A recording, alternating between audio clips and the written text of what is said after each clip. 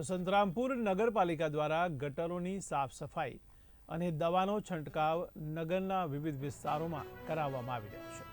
ત્યારે સંતરામપુર નગરપાલિકા દ્વારા નગરના વિવિધ વિસ્તારમાં આવેલી કાદરી મસ્જિદ, હુસેની ચોક, મરકઝ મસ્જિદ અને વાડી વિસ્તારમાં આવેલી મદ્રસાએ ઇસ્લામિયા અને અન્ય વિસ્તારોમાં સેનેટરી ઇન્સ્પેક્ટર નિલેશ સોલંકી તથા વોર્ડ નંબર 4ના કોર્પોરેટર આયશા જાવેદ દાઉદ દ્વારા ગટરોની સાફ સફાઈ તેમજ દવાનો છંટકાવ કરાવવામાં આવ્યો હતો।